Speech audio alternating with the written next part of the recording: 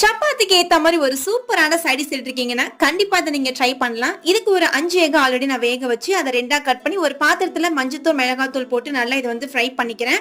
இப்போ அகைன் இன்னொரு பாத்திரத்துல எண்ணெய், பட்டை, கிராம்பு, சோம்பு, ஏலக்காய், பிரிஞ்சி எல்லாம் போட்டுக்கோங்க.